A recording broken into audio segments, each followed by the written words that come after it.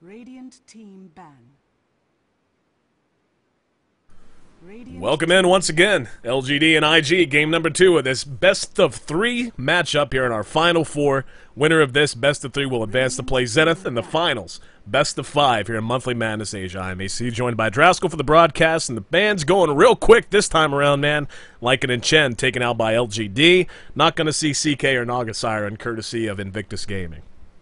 I'm pretty sure the bans went even faster yesterday, if anybody was around for that. Right before IG's power outage, they seriously banned picks so fast. By the time, like, usually we have a pretty good back and forth, like a couple of times. We talk like 3 or 4 times each. I talked like once, and the banning pick phase was almost over. So these teams both have a very good idea of what they're looking to bring to the table. And now, as the last 2 bans come out, looks like LGD and IG both taking a bit more time on this. And I would be hard-pressed to ask LGD to let a TA go into the ban pick phase again, or maybe just pick it up themselves because of how badly it crushed them last game, like just absolute dominance coming out of Ferrari 430. And for this game, maybe they're going to be picking the same kind of turtle-ish type style they did last game. I mean, the thing with IG's lineup is that they could have turtled if they wanted to, but they didn't have to, right? I felt like LGD was the one who was going to be applying pressure. They are going to ban out Darkseeker, which I think is the right call to make.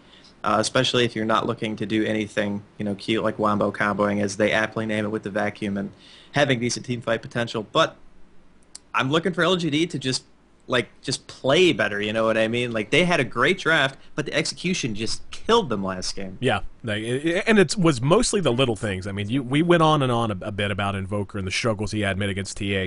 We'll leave that behind for the moment. Again, it was the little things, as you pointed out, their movement, their decision-making, a little bit questionable a lot of times. We saw a lot of missed Light Strike arrays coming out of, I think it was DDC, pretty sure it was DDC playing Lena last time around. And when you miss those very clutch spells, those follow-up stuns that are supposed to get you the kills early, that are supposed to allow you to control team fights, you're just not going to be able to capitalize on the lineup you picked. And again, I don't know that I've seen a better drafted game than Game 1 was. It was just amazing lineups on both sides who really were going to bring a lot to bear against each other, and either team could have won at any point. And unfortunately for LGD, IG just came out and played on a slightly higher level and allowed them to roll to a rather convincing victory and 1 game closer to the finals. Leshrac going to be the first pickup from LGD.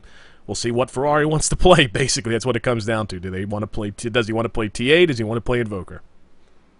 Well, TA does beat Invoker mid, typically. Invoker can bully a lot of heroes, but TA is just not one of them simply because of the hero mechanics. If they want to go that route, it's definitely okay. I think taking the TA first would be better rather than the Invoker, obviously, because if you pick him again, then you're going to have a situation where you're still going to get slightly outlaned. It's not like a complete massacre or anything. Last game's depiction is not how it should typically go. But at the very least, I think that IG is going to be happy with the game they played previously, and they might be going for kind of the samey style here. If they want to go for a very early Tide, which I'm pretty sure they picked it pretty darn fast, if I'm not mistaken, in the last draft. Like, we had full repicks, but we didn't see like what order everything was taken. I actually forgot when they took it yesterday, but I'm fairly certain it was like either first or second pick for them. But they're taking their time, man. They're not going to give anything away too quick. I think that, though, like, the momentum from a win like that, they got to be feeling really confident in game 2.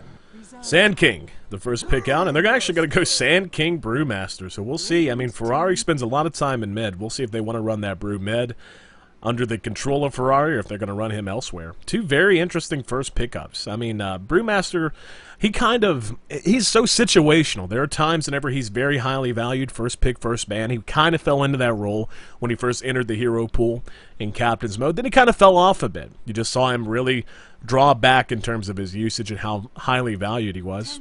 IG, obviously, wants him on their side this time around. Now, that leaves TA and Invoker both open to LGD again. And, it's just, unfortunately, with those 2 heroes, you can run TA in a safe lane, but it is a little questionable. If you're going to run TA in a safe lane, you're kind of going all in on the fact that you're guaranteed that lane's going to win. TA is not going to benefit from the levels, not going to be able to get refraction up to get that survivability needed to gank early. Probably not going to get as good a farm if it's tri-lane versus tri-lane. So we'll see if they want to go Invoker TA here, or if they just want to go something completely different. Unfortunately, again, if they leave TA around, that could very well be the 3rd pickup for IG. So some very, very high-level mind gaming going on right now. I love the fact that the Sand King and Brew actually came out, and they're going to go Invoker again. That's a pretty brave move coming out from LGD. TA is still wide open, and the reason why I love these picks from IG is because not only does it still leave their lands relatively open, I mean, last game we saw a tri-lane Brewmaster, right? Yep. So anything is possible. Shadow Demon's also still in the pool, so that is possible. The one thing, though, is now IG is going to have to make somewhat of a decision as much as LGD did right there. I mean, first off, you have the Sand King and the Brew, so the lanes are open. They didn't take either hero. They're not giving away who their mid's going to be, so they're forcing LGD to pick their mid first, so they can react accordingly. So now LGD says, okay, well, we're just going to take our mid. We're going to take Enigma as well. We have really strong push, and we're also going to make you pick either a support or a carry in this case, and they're going to go for the Morphling. So now they have their late game pretty much solidified.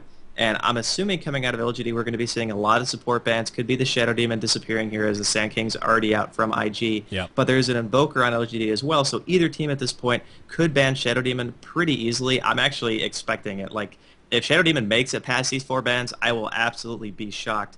I really like the style, though, from both teams right now. It's like they know what each other are trying to do when they ban or pick a hero, and it's just really, really fun for me to watch. Yeah, no, I agree 100%. Animage's going to be taken out by IG. IG, one would think, would be the one to ban out Shadow Demon here, since LGD is going to have the first pick following the second ban phase.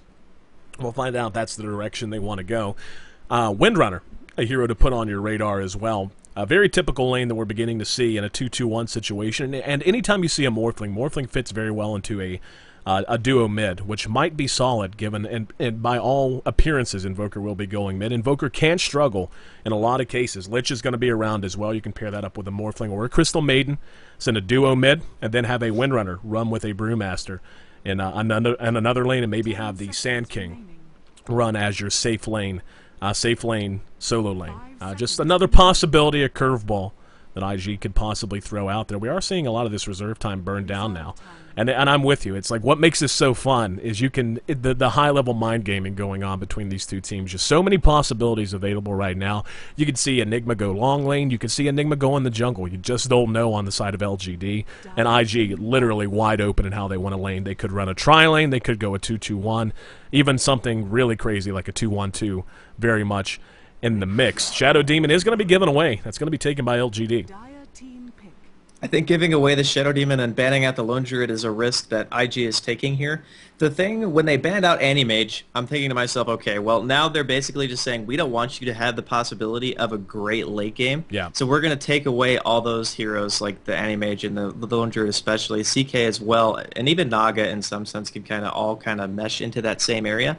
But giving away the Shadow Demon means that they don't necessarily have to have the greatest quote-unquote late-game team with a hard carry, right? Because Soulcatcher has been known to just completely end a hero's life before you even know what happened. Right. We've seen the burst damage potential of that hero in itself, and it's really strong. That's why I kind of figured they were going to ban it out, especially against a hero like Morphling who relies on having some time to keep himself alive.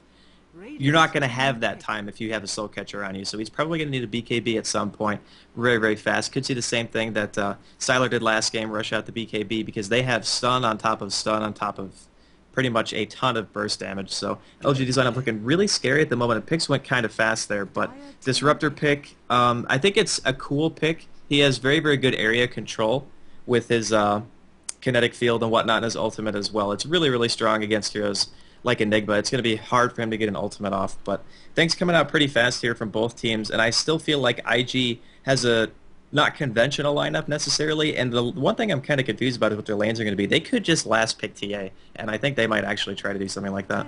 Yeah, I love the Dragon Knight pick, and it actually is going to be Windrunner. So we'll see how they want to lane this, but on the side of LGD, I love what they're doing here. I actually had it in the back of my head. Dragon Knight was a very strong possibility, and what I think we're going to see is a tri-lane consisting of Shadow Demon, Leshrac, and Dragon Knight, Invoker mid. Enigma's going to take the long lane. And what you're going to have, it looks like we're going to have a remake, unfortunately. Everybody seems to be leaving. Yep. Let's see. Is it another power outage? Okay, now we got one pause, and one member of LGD did disconnect. I think it is just a remake. Yeah, all right, we'll go ahead and remake. But while we're remaking, what they're going to do is... again, I think that's going to be their lane combination. When you're talking about Leshrac, Dragon Knight, and the Shadow Demon. Shadow Demon is always going to be looking to open up any engagement with his Disruption. Then you've got the Split Earth, but then you've got the Dragon Tail, an extremely long stun, even at the early stages, if the emphasis is put on leveling that up. And they're not going to have to put many points in the Dragon Blood, maybe one early on, but they can skip that entirely and do nothing but level Breathe Fire and Dragon Tail, and look to really spike out at about level 6. Once Dragon Knight hits level 6, they could even rotate Enigma down and just have this unbelievably strong lineup that can team fight early on, even earlier than is typical for heavy team fight teams. They could be looking to really do damage, take towers, and in the case of, like we saw with Burning, this is something that DK did earlier on in Monthly Madness Asia. They put together a team like this, and super early. We're talking, I want to say they were pushing racks at 13 minutes just on the back of the strength of a lineup very similar to what we're seeing right now out of LGD. Well, I don't think that he's going to be maxing out Dragon Tail first. I mean, the ability just scales very poorly. He'll get one rank for sure, because it starts off as a very, very long stun, and that's why DK, in a lot of cases, is picked. Partnered with the Shadow Demon too, it allows him to close the gap, whereas normally you have to wait for 6 to have the extra range on your Dragon Tail from the ultimate to be able to really do any initiation. But when you have Disruption, that allows you to get right into range. Stun on top of that allows Leshrac to land up his stun if they are going to be running the tri-lane, which I think that they probably will. I don't see any reason to dual lane, especially if you have an Invoker. And that kind of damage potential, again, it's going to be an Exort Invoker. Yep. I'm just really curious to see if they can make it happen this time. I mean, the Invoker is not going to be against a TA, which is great. I'm actually a little bit surprised that IG didn't pick it up, considering how successful Ferrari was last game, and even after seeing the Invoker picked first, that's kind of a situation where you're like, okay, well, we can definitely counter this with a TA mid. It's a really, really good matchup for us, and we're comfortable with it because last game it worked so well. But I think that this game, LGD has what it takes to come back, man. I just hope that they can take it to a Game 3. Indeed, indeed. If you're just tuning in, we're remaking the game. I'm AC, joined by Draskell for the broadcast. Game number 2 of this best of 3 between LGD and Invictus Gaming. The winner of this best of 3 will advance to play Zenith in our best of 5 grand finals, which will be played later today. Going to be played at 11 a.m. Eastern Standard Time, 8 a.m. Pacific Standard Time here in the U.S. and North America. And that'll be 1700 Central European Time.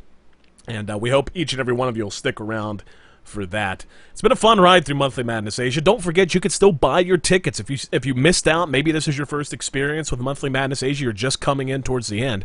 You can buy an in-game ticket to Monthly Madness Asia inside the Dota 2 client. Get access to all past broadcasts. Of course, the VODs are available for stream as well, but you can watch the replays within the game client itself. So to get a chance to watch these amazing Asian players and what they're able to bring to bear in a much more personal fashion than even the stream can provide. So, we are in the game. Looks like everything's good to go. Didn't get to do this last time. We'll do it this time, though. Run through the lineup. Zhao 8 going to be playing our Enigma. Sylar playing our Dragon Knight. Invoker going to be played by Yao. For the second game in a row, struggling in game number 1, DDC playing our Leshrac. And DD going to be playing Shadow Demon. On the other side of the river, IG leading the series 1-0. Zal playing our Morphling. Brewmaster going to be handled by Ferrari 430. Pretty much guarantees we'll be heading mid. Windrunner played by YYF. Faith playing our Disruptor. The surprise pick, but a fun pick. And a pick that may become more and more common. We actually had a real big surprise. Right after Naga Siren had entered the pool, I want to say it was 24 hours afterwards, we got to see her played quite a bit, and she was just wreaking havoc in every game she was in. And then we saw a Disruptor pick pretty much shut her down. That was featured in Join Dota's Top 5 Weekly, so head to Join Dota if you want to get access to that VOD as well. Sand King, going to be played by Chuan. I like this decision-making from IG. It's keeping this Morphling pretty safe. They're going to do a 2-1-2, it looks like so far. They're going to send Faith to the bottom lane on Disruptor, or maybe they're just going to do some warding and send him back up top for a tri lane. I think that's actually probably a little bit more likely here. And if we are going to see a tri versus tri again, it's going to be a situation of having 2 600 ranges versus 1 melee, basically. And I am not a fan of tri lane Sand King, I'll say that right now. I'm not saying it can't work, but I'm just saying that I personally feel that the hero needs levels more than a lot of supports because his initiation range gets better as he gets higher level. Yeah. I mean, you're talking 300 range difference in your stun distance going from rank 1 to rank 4. So with that being said, Chuan is going to want to get some kind of levels in the early stages of the game, but in the tri-lane it's going to be rough. He will get some from pulling, but I don't feel like this is necessarily the best use. I feel like maybe an Earthshaker would have been a bit stronger here, but having Epicenter mobility is the reason why IG picked up Sand King here. They don't want him to be stuck in a fight and unable to get out. But I feel like LGD's tri-lane is slightly better, but it's still going to come down to execution. First point for Dragon Knight has gone in the Dragon Tail. And even at the short range at which he's going to be able to use it, whenever you're talking about having a Shadow Demon and a Leshrac there to help you out, should have no problem getting it off when he feels like doing so. We're going to see the ward go up now from DD, trying to shut down Chuan as best as he possibly can. And once again, it could come down to this mid. Ferrari 430, an excellent mid player, one of the best in the world, certainly showed that off in game number 1, really getting the best of Yao, who was playing Invoker that game as well. And more or less, you know, that game pretty much began to slip away from LGD on the back of the success of the TA mid in game number 1. So we'll see if Ferrari's going to enjoy similar success or if Yao learns from his mistakes and is able to shore things up this time around. And just looking at the lineups, the lanes, as you point out, worth mentioning that LGD is going with the long lane tri-lane, which is so often kind of an all-in move. You know, you can break even and do okay, but you can't lose. If you lose the tri-lane, if there's one big engagement, you drop 2-0 or 2-1 even, you can get yourself behind, and all of a sudden your carry that you're looking to rely on late in the game, which is going to be Dragon Knight this time around, just has no potential to get himself in any kind of shape to do much in the mid-game. Just has to try and farm and stay safe while the other 4 defend. It's going to be a tense early game, I think. Probably. I mean, the reason why I think LGD is comfortable in this situation is because even though they are on the long lane again, it's 2 range supports versus 1, and Morphling can't even really be considered a range. I mean, his range is only 350. That's basically nothing. So in this case, I mean, Chuan's doing what he can to get his early levels up. He's actually already halfway level 3, so he's doing pretty well. And there's an Invis rune, I think, picked up by Faith, but that's not really going to do anything for him. He's actually not even skilled anything yet because he just doesn't really know what he can accomplish at this stage. They're doing what they can with the creep pulls and everything, but the DK is still going to be farming, and Zhao can't really CS in this lane that well, man. He's only sitting at 4, and Sylar's already at 7 and 5. He has more denies than the Morphling has CS. So at this stage, it's going to be really rough on this lane top, and I think that LGD is going to have a little bit of an advantage going into the early mid to mid game. Yeah, I very much agree. It looks like IG is putting a lot more emphasis on their supports, allowing them to pull creeps and just kind of leaving Morphling to take what he can get right now. And not that worried about Sylar at this early stage, which could come back to bite them, but I think a big part of that is just they want to make sure, as you pointed out, that the Sand King gets his levels. They want Disruptor to be in the same situation. Disruptor's ulti going to be a big part of what they're looking to do so far as shutting down the initiation that'll be coming out of coming out of LGD between Enigma, Leshrac, even Invoker. And looks like they are going to go headhunting. And knowing they're a bit ahead, this is the right call. See if they can pick somebody off. Chuan is going to be spotted out, going to be able to make it back to the Tier 2 safely, though. Disruptor moving to the south, he should be safe as well. And Zhao near his own tower, so very cautious movement there out of LGD, looking to find an advantage, unable to find one in the dire side jungle. But yeah, this is kind of what I think we both expected. Both teams playing very, very, very cautiously, trying to find whatever advantages they can, but certainly not overcommitting in any way. You can tell already. Oh, wow, Disruption coming off. And they land the stun. Yep, Chuan is there. Here comes the Sunstrike as well. Zhao in some trouble. Morphing strength. Is it going to be enough? It is. And he had to morph a lot there, though. He had 1 agility after that combo came off, and he still barely lived. That just shows the potential, man. Shadow Demon adds so much to a gank, especially with an Exort Invoker. Another thing that's important, too, is YYF is actually getting pretty badly beaten in this bottom lane. Enigma's really tough to deal with, even as a Windrunner. You can power shut down the conversions, but ultimately he's going to out-CS you. It's just a matter of time, and he's going to out-push as well. It's just pretty much all due to control here, and YYF's doing what he can, but it's not a favorable matchup for him. So right now, LGD, in my opinion, has 2 pretty much flat lane wins, which is a great start. If they can snowball this into getting something out of it, like early game towers and such, I think they're going to be in great shape. Very much agreed. And not to mention, demonic conversion, once it gets to the higher levels, I mean, we've seen many Eidolon deaths. Level 3 is pretty strong, and we can see YYF is actually going to be stunned, going to take some more damage. Malefice might be enough to get first blood. It's going to be close, forcing the win run, so YYF won't make it back to safety. But yeah, that's just the strength of that. And there's nothing really you can do about that. I mean, the Eidolons are just going to do so much damage anytime you hang around, even just trying to stay in XP range. So very well played in bottom lane. Mid seems to be pretty even right about now. 16 last hits to 22. It's about to be expected, really, when you're talking Invoker versus Brew, at least for the first few levels. We'll see if there's going to be any rotation to help Ferrari out, or if they're just going to go ahead and say they're happy with where he is right now. Disruptor is yet staying very quiet, still just level 2, however. And that's really going to be IG's make-or-break moment. Whenever, I mean, we already see Chuan spending more time in lane, But whenever they fully make it a tri-lane versus tri-lane, and it's going to be 3-on-3, and if there is any kind of big engagement near the shadow of this Tier 1 tower at top, that's going to be IG's moment of truth. Have they been outpicked, and has their decision-making been good in focusing on the supports getting the levels in the jungle, or is it just not working out as they had hoped?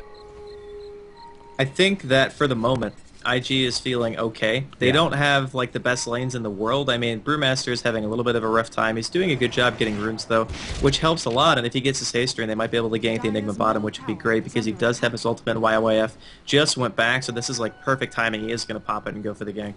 Yep, coming along the backside, Zhao 8 seems to be moderately aware of it, playing a lot more passively than he was moments ago. Power shot's going to be off the mark. Now he knows something's up. Ferrari's there. There's the clap, and the shackle shot does latch. Oh, the black hole's going to be blown. Looks like he just wants to get some damage done with the Eidolons. He may be able to pick off YYF. It's going to be close. Sunstrike's going to come down. Oh, wow. Good Sunstrike. Invoker draws first blood. Ferrari manages to get the kill, but not before Invoker. Played by Yao, who struggled so much in Game 1 with a little next-level prediction of where Windrunner was going to head. That was a really, really good Sunstrike, and something that's a little bit refreshing, especially considering the last game, his performance in Invoker wasn't so great, but this game, it's the opposite, man. He's doing a really, really good job on top. We could see an engagement as well. Yep, Zhao going to be Dragon Tail. Disruptor trying to keep the enemies away. Doesn't matter. Oh, wow, never mind. There was a little bit of a graphical glitch on my side. Didn't see the waveform until Zhao popped out of it. On the other side, he does manage to get away. So Morphling continues to walk between the raindrops. That's not a pun, I don't think. No, it's just poetic, I guess. Keeps himself alive for the second time around. 1-1, the current kill score. This tense early game continues. So little room for error on either side. And both teams knowing it. Taking their risks, but every time they do, they either manage to make it out clean without a whole lot of loss, or they at least capitalize a little bit. Ferrari 430 has rotated back down to bottom. He may want to dive here. He's got the ulti up. Zhao 8 runs for the woods. That power shot's going to connect. Does some damage. There's the clap. Oh, beautiful shackle shot just as Zhao 8 rounded the corner. Throws out the Malefice, though. And here comes the Brewmaster ulti. This should be a pretty easy kill. And it will be. Make it 2-1 favoring IG. In the meantime, Invoker left the free farm mid, so Yao kind of having his way, and it's showing in terms of the last hits. 40 tops things now. Enigma has been shut down a bit, but LGD has the top 3 last hitters on the board right now, so they're certainly going to be most likely leading in gold, and they are. Very much so, even. 2,000 gold at 8 minutes. That's fairly considerable. Not game-changing, not game-ending, but higher than one would expect at this stage of the game. So LGD's lineup really working out for him so far. It is for sure, and IG's doing everything they can to react to this. It's really hard when you have 2 or 3, maybe even 3 lanes that aren't supposed to win, you know? Like, you have the Windrunner versus the Enigma that's not really supposed to win, especially when the Windrunner is in her long lane. Your tri-lane is not going to win against the Leshrac, Shadow Demon, and DK. They just got the top first-tier tower as well, so that's good for them. And Morphling has made his way to middle lane with Chuan, so now they're kind of just abandoning the whole we need to try to do our tri-lane and farm because Zhao's sitting at 13 CS. Yep. 13 and almost 10 minutes into the game. And again, that's just because the tri-lane from LGD was so much stronger. Ferrari's doing everything he can. He's actually already got 2 kills. So he's made up a little bit for the fact that he was getting out-farmed mid by the Invoker. But that, again, is not a favorable matchup for him. So when you pick a team based around synergy, that's great. But sometimes having lanes that can actually win is important, too. Because now they're putting themselves in a spot where it's not like an insurmountable lead. But in terms of gold, 3,000 at 10 minutes in is a lot. So we'll see if they can turn it around. Here's a power shot. Leshrac is going to be picked off by IG. That's a good step in the right direction. IG does lead 3-1, even though they trail in gold. And this Disruptor pick is really going to have to bear itself out. As of right now, I think it's been a liability. He is going to be leading the way here. Oh, wow, and he's going to be able to trap Sylar in. Let's see if they want to engage. No. They decided to go ahead and pull back, expecting the TP reaction, and they were right. Very good game since they're out of IG, knowing that just not the time for them to try to engage there. The kinetic field trapping in the Dragon Knight, but just expecting more help. Ferrari is basically set up. It was the ward, not the game sense. They had a ward up there that sees the tower, so. Oh, that helps then. Tends to help a little bit. But Ferrari, taking a little bit of damage, manages to make it back close to his tower. Looks like we're going to have a disconnect and a reconnect out of DDC. Take another look at the gold graph. LGD, very much so in the lead, sitting on just about 4,000 gold. right now in terms of lead on their opponent. The experience graph much, much closer, however, so the game certainly not out of hand at all. But back to what we were talking about, I mean, this Disruptor pick, you can understand what they're up to with it, but it really hasn't bared itself out. And I think in the next few moments, 5-10 minutes, it's really going to have to make a difference. If it doesn't, then it's just kind of going to end up being a wasted pick. Disruptor brings a lot in terms of helping out in team fights, in terms of being able to isolate heroes and maybe make some ganks happen that might not have happened otherwise. But for the most part, Chuan and Faith have just been so quiet in this top lane, and Morphling 100% denied any real farm. They're doing what they can. I mean, getting the supports leveled in this case is really what IG has to do. Again, Sand King's so reliant on those levels. Looks like we are going to have the reconnect here from, I think it was Leshrac who disconnected. Yeah, DDC has made his way back into the game, so I just really don't know what they were trying to accomplish. I mean, the first game, they had a clear-cut decision-making path that just worked out great, you know? I mean, they had Ferrari who was able to win his lane pretty handily because of the matchup in itself, and not to mention some awkward decision-making from the Invoker. And then they just had Ferrari take over the game. That was their plan, and it worked. And they also had an anti-mage to fall back on if Ferrari didn't manage to win the game just flat out. So this time around, they have 3 lanes, and all 3 lanes basically just at matchup of heroes aren't supposed to do that great. Yeah. So what's your plan after that? Like, after your laning phase, like, what are they trying to do? They can fight with Brewmaster Ultimate. They have a Morphling who basically has no farm, and they have 2 supports who need levels. Yeah. I'm not really quite as sure what they were going for this time. If I had to guess, I mean, you take a look at the supports. They're going to have to start really moving around soon. The supports have been very, very quiet for the most part. And when you look at the way they all work together, you can see there's a lot of gank potential. Maybe they're looking to pick and push. Maybe that's kind of their plan moving through. Brewmaster, of course, works with that quite well. And through the pick and push kind of a strategy, you can secure your Morphling time to catch up in last hits. I just don't know that the sacrifices they've made to get their supports the levels they need to execute that kind of a strategy is really going to work out for them. We'll find out, though. Sylar doing quite well, as is Invoker and Enigma. 53, 54, 61. At the top of the last hits, and it's not as if they're just barely leading. Really, IG's just outclassed across the board, 38, 37, and 15 on Morphling. So that's where the majority of the gold lead's coming from at this point for LGD. Again, they do trail by a couple of kills, but they're 1 tower ahead as well. And they're just, I think they're just going to be looking to push now. I mean, we have seen the focus up on Breathe Fire on Sylar. He's going to pop the ulti, Dragon form out, and pretty much, IG's going to be hard-pressed here. I mean, the onus is on them. They have to use their heroes and their supports to stop these kind of pushes. But that tower just melted so quickly, they really didn't even have time to get Brewmaster in position to even try. I kind of feel like this is going to be one of those games where LGD is able to take complete map control, and then IG is going to try as hard as they can to defend their base. But what's really going to either decide the game for LGD or IG is if they can crack the base or not. I feel like at this point, IG is probably going to concede every single fight that they don't have Ferrari for, which is the right call to make when you have Brewmaster, especially considering no one else on your team really has anything. They're giving their supports as much time as possible to get core items up. And I mean, Sand King's level 6 now, so he does have Epi. They can try to defend this bottom tower, but they're defending against Forge Spirits, Eidolons as well, and a Leshrac. So this tower's going to die really fast, and if they react too slow, it's just going to disappear, and they don't have glyphs, so this tower's already dead. Yeah, exactly. And again, to go back to that game of DK versus Mineski Power Color, this has a very similar look to that. You go with the Dragon Knight, you get him in a good situation. You focus up the Breathe Fire, and whenever you pair that with a team that can just push as heavily as LGDs can, you can just do this. You can just go, okay, we're just going to go take towers now. And either you all in commit to that and try to stop us, or we're just going to melt the tower so quickly that your hesitancy has cost you a tower and another 1,000 gold in terms of our lead.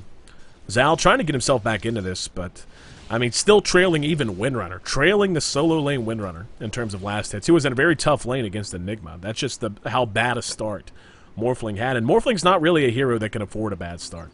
He can catch up eventually, but 5,000 gold behind 13 minutes.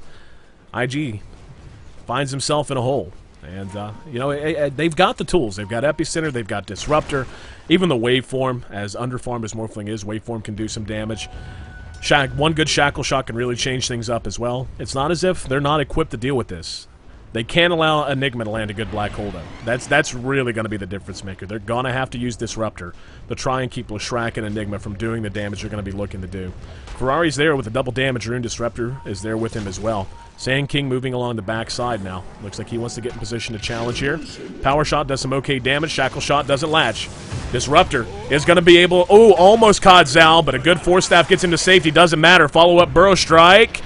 And a Power Shot enough to lock him down. Now DD on the run. This is exactly what IG needed. Invoker in the air. Look, waiting to land. DD's gonna drop. Yao in some trouble. Another good Burrow Strike. DDC in trouble. Siler finally joins the fight, but it's too late. Day late and $1 short. Half his team is dead as Yao and Siler look for safety and solace. Even Morphling's now joined in the fight, and that's exactly what IG has to do. Well, Ferrari 430 being locked out behind. Not the best thing in the world. Shackle Shot, not going to lash. Doesn't matter. Buys enough time for their buddy to get back to safety. That's exactly what we were talking about, Draskell. They had to have that happen, and they had it when they needed it most. And wow, Sunstrike almost gets a double kill. IG, though, able to avoid it. That's why they picked Disruptor, by the way. Yep. That initiation right there. The Glimpse cast range is 1,400 at rank 3. 1,400! Yep. That's enormous, and Enigma wasn't expecting it. Those are the kind of heroes like Storm where they have this, what some people call area of influence that is so big that you just get caught off guard by it. Yep. And that's exactly what happened right there. Zhao 8 got a little bit out of position, and he basically forced his team into an engagement that they couldn't win. The Brewmaster popped his ultimate straight away. There was no chance that he was going to be able to black hole there because you can't black hole Brewmaster ultimate. I mean, it just doesn't do anything to it. You can still throw the boulder even if you're standing right in the middle of the hole. So with that being said, that's the one thing that LGD couldn't afford to do. They can't commit to a fight with Brewmaster Ultimate still up, especially when you're relying on that black hole. But now that Brewmaster Ult is down, they're going to be looking to push the Tier 2 mid, and it's going to be much harder this time for IG to make the same thing happen. They do have the Sanking up to 7, though, which is a good thing, and they do still have Epicenter, so maybe they can try to defend this Tier 2 as well. Yeah, that's the thing. Even though that team fight went so heavily in favor of IG, LGD just came back to the lane right afterwards as soon as everyone respawned and took the tower, and it wasn't even contested, so... IG kind of has that feeling, man. They're on borrowed time. They had a big win there, but in the end, it didn't save the tower. I mean, it got the job done so far as it can. Got a few kills. Sort of kind of made the gold graph dip down, but we can see it just kept going back up following the death of the Tier 2 tower. And they're going to have to do it again. And that's the bad thing, too. They killed Zhao 8. He couldn't black hole, but it just means he has black hole this time. So they have their big ulti, and Brewmaster ulti's not there. Static field. Up, and yeah, Brews isn't even going to TP in. They're just going to concede this, and this is really all they can do. Yeah, they're going to go ahead and deny. I was going to say surely they're not just going to let it stand. They do get the denial. There's going to be a disruption here from LGD. They're going to catch YYF. Beautiful follow-up stun from Leshrac. Puts a kill on the board. Zal has to waveform away to get himself back to safety. Ferrari TP's back to the Tier 3. But this is just the potency of this lineup out of LGD, and it's beautiful the way they're making it work. Even when they lose, they still manage to take a tower afterwards. Well, they got the one-runner kill as well, which is just a mistake. I mean, his positioning was just so far up there. There was no reason for him to try for that. I mean, I guess he was going for the deny, but at the end of the day, you're risking giving them something for nothing. And I kind of feel like that's something that IG can't really afford to do at this point. Again, though, they have a really good base defense team. They can still fight. Brewmaster Ultimate is level 2 now. So they can pick and choose their engagements, and that's what they're going to have to do. They're going to have to play aggressive when they know that they have the Brewmaster Ultimate up. Try to punish positioning with that Disruptor. He's got level 4 Glimpse now, so 1800 cast range. I mean, 30-second cooldown. You can basically make it so somebody comes back to where they were out of position completely, and then you force an engagement on top of that, which is why Disruptor, I think, is actually a very solid pick, and maybe even a bit underused to an extent, especially against heroes like Enigma. It's a secondary interrupt for his ultimate. It just forces people to move around, you know? Yeah. You can't just sit in that cloud, or you're basically going to get a ton of damage taken first off, and you can't cast anything. So I think he's a really, really clever pick here. And again, because they had AoE on top of AoE on top of Brewmaster, if they do lose all their outer tier towers, which it looks like they will eventually because they only have one tier 2 standing left, which is top, they can defend with the base much easier with those AoE abilities. Yeah, no, I agree completely. And when you talk about the Disruptor pick even more so, there's just so many abilities. As you point out, the Disruptor ulti makes people move around. It forces people to continue to move, whether they like it or not in a lot of cases. But aside from that, they've got so many abilities that help, that force people not to move. Hang on, Siler's going to be caught in. We're going to see the Dragon Tail on 430. We're going to have a battle. Down comes the Rock. 430 is not able to get off the ulti. Enigma burns the black hole, and the tower does end up dropping.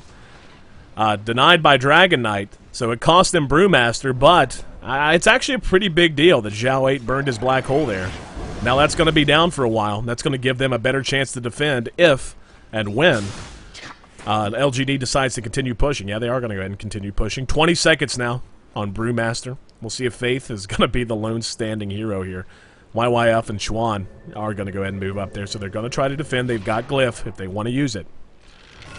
Sylar leading the way as usual. Alacrity. Cast it on him. They want to bring this down before Brewmaster's back. He's respawning now. Doesn't matter. Edict just too strong. And we are going to have a follow-up. Chuan does go ahead and move in. He's going to be caught by the Split Earth. Sylar still with the ulti up.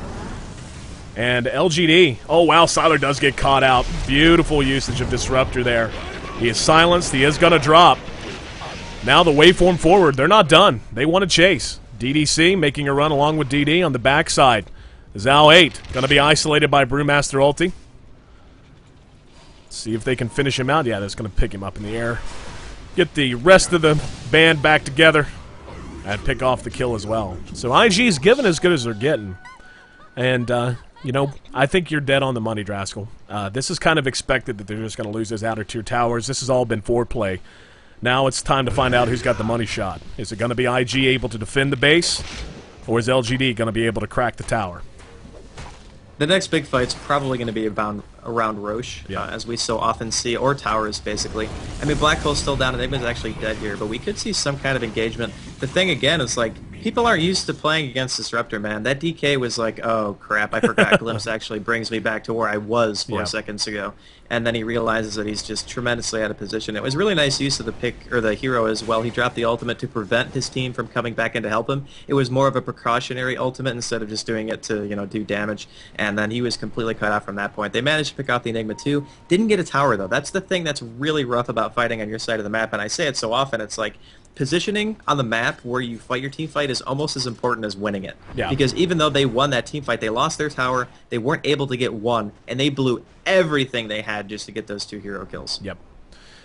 Very much agreed. Morphling has kind of caught back up a little bit in terms of farm. He's still behind a number of people from LGD, still trailing Invoker, who's actually at the top, with DK coming in second, Enigma in third. LGD is going to make a run at Roche. Let's see how IG wants to challenge this. Brewmaster ulti's going to be down. Can't rely on that. There's a good shackle shot, though. That catches Sylar and DD. And Disruptor trying to trap them in. Causes pause, at least pause enough to force them back out of the Roche pit. And I think this is the right call out of IG. They obviously cannot and do not want to give up Roche. But knowing they can't really commit to a fight when Ferrari's ulti's down. With the Brewmaster ulti down, they're basically fighting with one hand behind their back. Oh no, Zhao left way too far forward. He's just gonna melt. All of a sudden, it's 5-on-4. Ferrari is gonna have his ulti up in about 13 seconds, but yeah, Morphling's gonna have to buy back to try and defend here. Tier 3 tower under assault. And yeah, LGD, seeing the Morphling buyback, decides this isn't the moment. Instead, just going to go back and farm, and I like this. This fits along the lines of the concepts that's so often talked about. If you're ahead, don't force it. Don't try to take a small lead and turn it into a win. Take a small lead, turn it into a big lead, and then win. Zhao just lost like 1,500 gold right there too, which is a huge deal because he was going for his BKB. Now he's another 1,600 gold away, or 1,500-ish. He is going straight for it, which I think, again, is the right call. Very similar to the last game. He just wants to have a defensive build because we saw right there, Morphling can't live through 5 heroes and chain stuns. I mean, he is tanky, but he is not that tanky. The buyback might ultimately end up securing them this mid-first tier tower, which would be good because they get something for nothing, but I don't know if they can fight without Brew Ult. They do have it up, though, this time, and Enigma holds up as well. So this is going to be a full-fledged team fight if it does happen. There was some contention over Roshan, but no medallion picked up by LGD, which is strange because a lot of Enigmas actually opting to go for that nowadays. Makes your conversions do way more damage, especially in the earlier phases. But I think if you're going to be going for a Roche in the position that LGD was in, having medallions pretty darn important because it helps you drop him that much faster. And IG's been doing a pretty good job of not losing their base as of yet. It took a little bit of damage. The middle tier tower is about, I don't know, 60% HP, maybe a little bit lower than that, but They need to keep it that way. They can't let their base get cracked, and they have to try to defend Roche. Roche, once again, going to come under assault, missing a little bit of health. Melting pretty quickly. If they're going to defend it, they got to do it now. There's the power shot. They know what's going on. There's a shackle shot, not going to lash. Roche is going to drop momentarily. They got to get in there quick.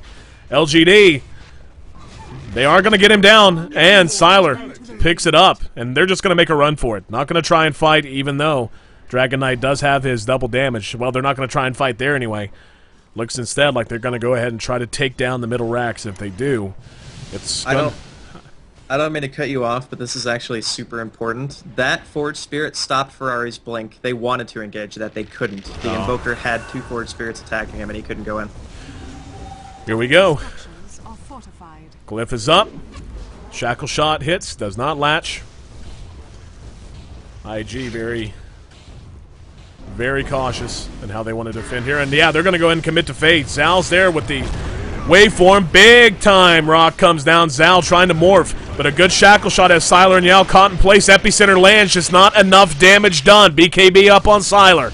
Here comes the waveform out of Zal. No one dead on either side right now. Brewmaster ulti is up. There's going to be a very good shackle shot that hits Yao. Looks like that. No, he's actually going to make it away. Disruptor makes it away. Finally, Invoker does drop on the backside, chased down by Disruptor. Ferrari 430 now going to drop as well. It's 1 for 1. There was a buyback.